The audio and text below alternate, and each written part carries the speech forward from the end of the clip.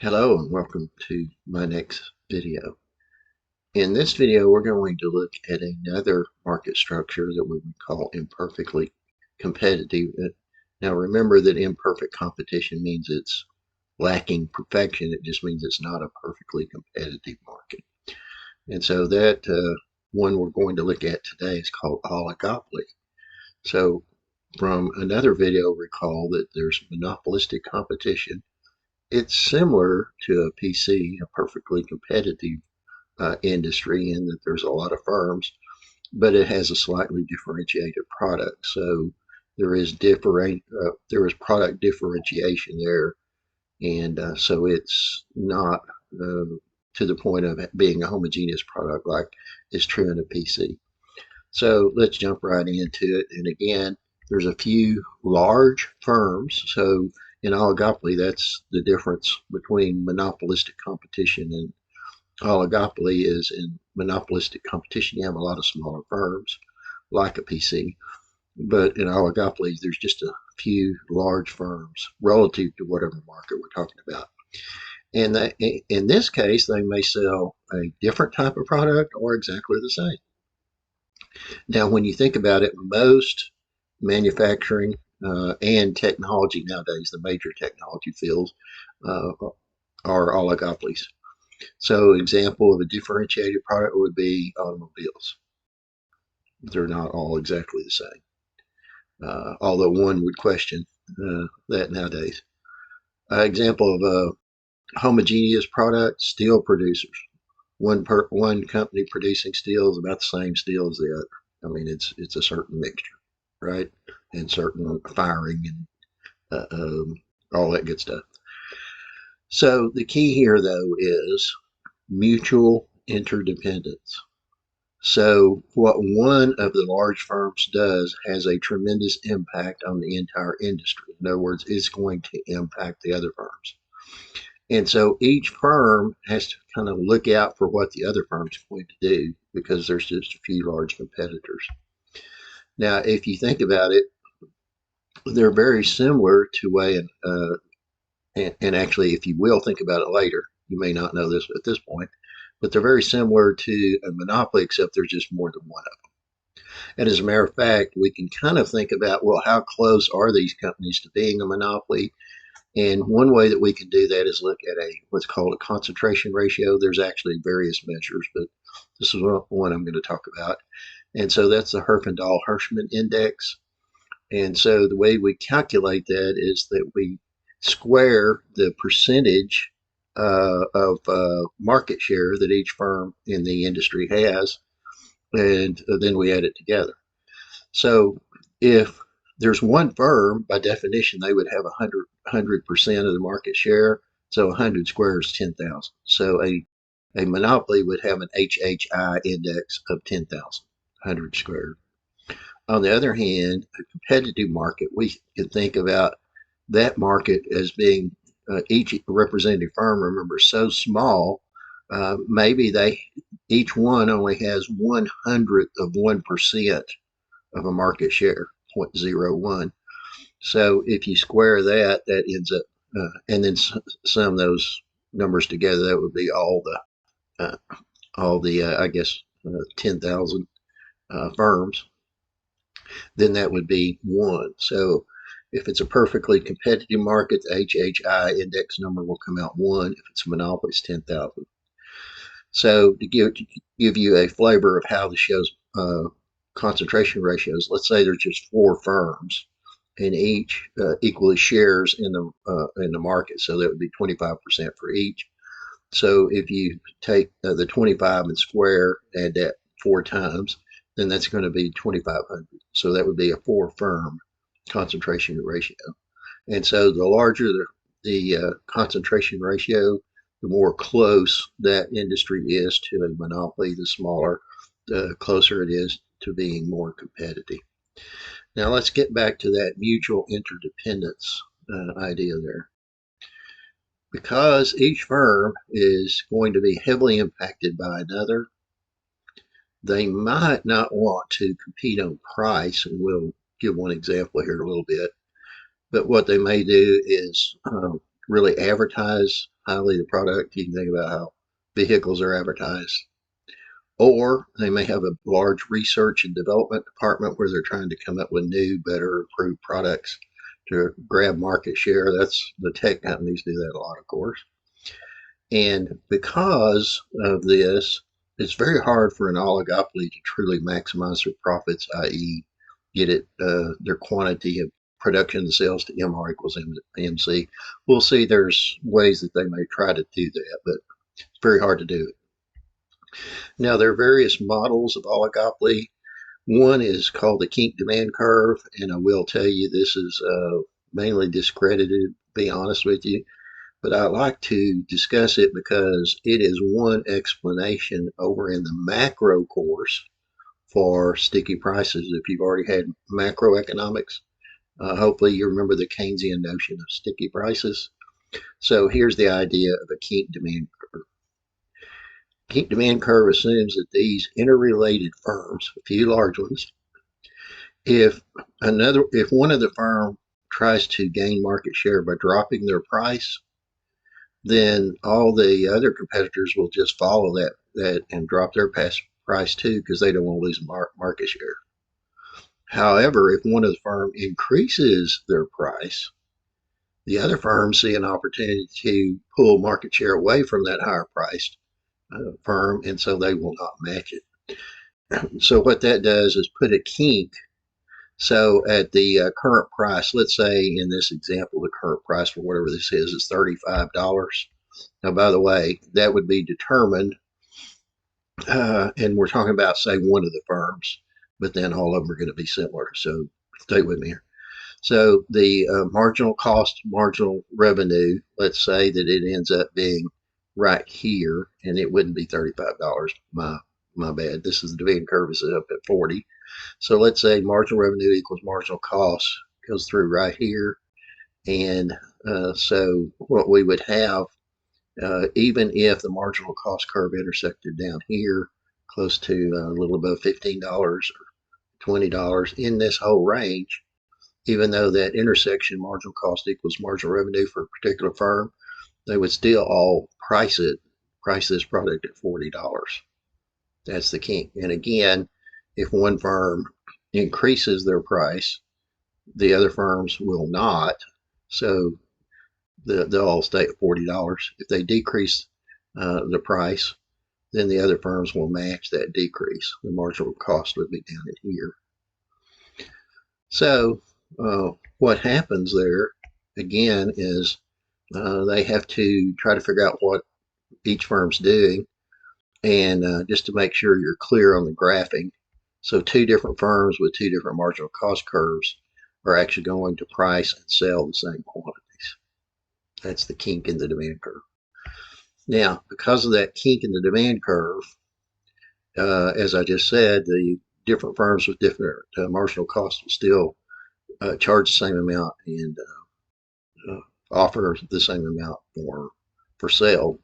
And so, as I've already said, that is one way of explaining the stickiness of prices. Now, there's actually more modern, better ways of talking about, for example, certain things are contracted for a certain time period, other things. So there's some stickiness in prices, but this was one early attempt to explain that because of oligopolies and monopoly power. By the way, monopoly power is related back to that concentration ratio, and it may not be a monopoly, but what degree of monopoly power does that firm have? And that the higher the concentration ratio, the more monopoly power that firm would have, or each firm that we're talking about in the industry. And actually, each firm, it would be their particular part of the market share, percentage-wise, squared. So there's other models of oligopoly. One is where you have one dominant large firms. Yeah, there's a few large firms, but one is just dominant. An example of that is, for example, in the PC market, Microsoft. Microsoft is by far dominant. And years back, they were actually litigated against by the U.S. Department of Justice because they would bundle Internet Explorer with Microsoft operating system. And so prior to that, Netscape Navigator was a very popular browser, but because it was a standalone thing and you got the whole bundle with Internet Explorer, if you had a Microsoft, a Windows computer, then Netscape basically went away.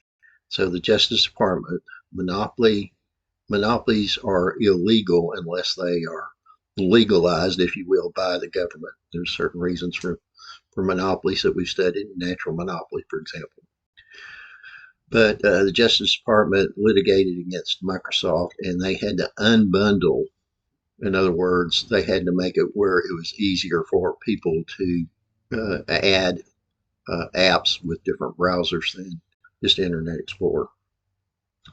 But still, in terms of their pricing and such, Microsoft kind of sets the bar in terms of their Office products, their operating systems, those kind of things for PCs. And so they'll set the price, and then the other littler firms. I know a lot of this is open source, but a lot of littler firms, if they're not open source, they will see that price. They know they're not going to be able to price their product at the same level unless it's just a highly superior product. But that gives them a target as to what to price. Usually they'll price a little less. And Microsoft may be good with that as long as it's not too far lower in terms of the price, so that they don't get litigation for monopoly power. Another model is where the price is set by the low-cost firm. So let's say we have 4 dominant firms in the industry. One happens to be operating at a lower cost, or it could be that one firm again is very dominant, and because of economies of scale, they have a lower cost. But what they'll do quite often is they will set a price, and it may not be marginal revenue, marginal cost. And here's the reason why. They don't want that antitrust litigation. They don't want the Justice Department saying, oh, you're a monopoly, we're going to break you up, which can legally be done if it's a monopoly. So what they do is they set a price high enough so that it keeps some of the other firms in business, but they also are going to control that price. And if one of the firms in the industry gets out of line, they can just knock them out by lowering the price. So a good example of this is years back, IBM was so dominant in the computer market. This was before personal computers. What they would do, though, is they would price their computers at a price really higher than consistent with marginal revenue equals marginal cost. But that was so that provided a price signal to other firms who would have a product that was considered by most inferior, but not, terrible. And so they could price theirs a little less, but IBM still had the dominant market share. Now, it is illegal, as I've already alluded to, for oligopolies to collude, specifically on price and quantity settings. So that's illegal. However, when oligopolies get together and collude internationally, that's not necessarily illegal. So when you hear the term cartel nowadays, unfortunately, we think about drug cartels, and they are cartels. There's just a few large cartels, say, in some of our neighboring countries, let's say. But we can also think about non-drug cartels, if you like, if you will, like the Organization for Petroleum Exporting Countries. That's OPEC. That's a large cartel. Another one is the De Beers Diamond Cartel. And so there are some cartels that exist and have existed for years and years. However, in general, they don't last very long. But before I go into that, here's the way a cartel will look. They'll collectively decide where marginal cost equals marginal revenue for the entire industry. And they will set the level of output for the entire industry at that quantity, and their price at the price that would be determined by overall demand, and then the intersection of marginal cost, marginal revenue. And then they get together, decide, okay, what market share can each firm have? And of course, depending on their size and their political power, lots of other things, then they divvy up the market share that way. However, there is a problem with that.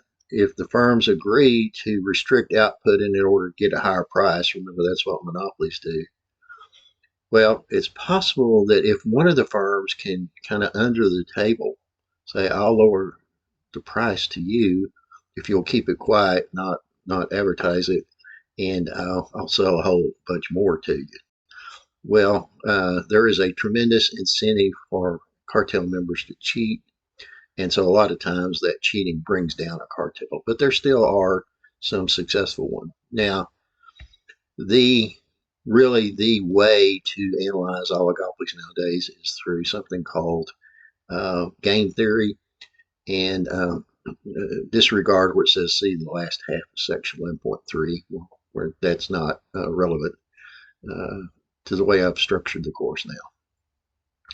So by far, that's the way to look at oligopolies. Uh, I'll say a little more about game theory in a minute, but let's compare oligopolies to PCs and monopolies. And I guess I should have also had one on monopolistic competition, but mainly we want to look at PCs and monopolies, those far end of the spectrums that then everything else falls in between.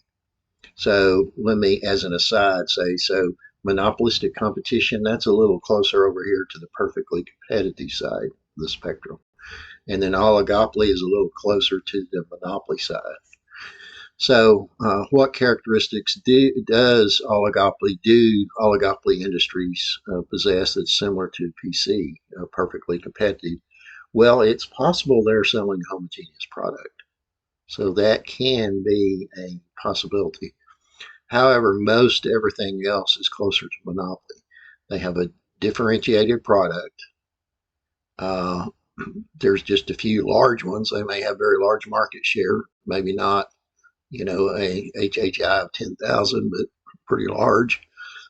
And ideally, excuse me, ideally, if they can get together and collude and act like a monopoly, they'll have higher profits. So you can kind of think about the oligopoly as desiring to be a monopoly. But then how can they get their other players to go along? And so we go into game theory. Now, game theory developed, and I think I'm right on the century. I could be wrong, but I think it started being developed in the 1600s in terms of people writing it down, publishing in sense of passing the papers around. And it literally came from very smart people that were mathematically minded trying to figure out games of chance. And so probability, the idea of probabilities and all that, the statistics related to that kind of started developing in that time period. And so game theory, let's think about the fact that you have a few large firms, they're interdependent. So one firm has to predict what is the probability that another firm will do a certain thing if I do a certain thing. So game theory is the perfect tool, if you will, for analyzing oligopolies. And so we can think of things like the prisoner's dilemma. You've got three doors. You've got to go into one door. One has a princess, and one has a tiger, and one has a bear. I'm just kind of making these up as I go. And so statistically and probability wise, is there any way that you can make a better decision? Uh, there's all kinds of ways you can go into probability tables and figure out maybe there is a better route. A guy that really developed a game theory to a higher level that directly connected it with the idea of oligopolies was a guy named John Nash. John Nash was not an economist. He was a mathematician, and he won the Nobel Prize in economics because of his work related to studying game theory and how it related to economics, as you can see in 1994. If you ever have an opportunity to see the movie It's a Beautiful Mind, that was all about John Nash. Again, he was a real world person, brilliant mathematician. However, he had mental problems, and so there were certainly issues there. So, by far, as I said, the dominant way of looking at oligopoly nowadays is with game theory.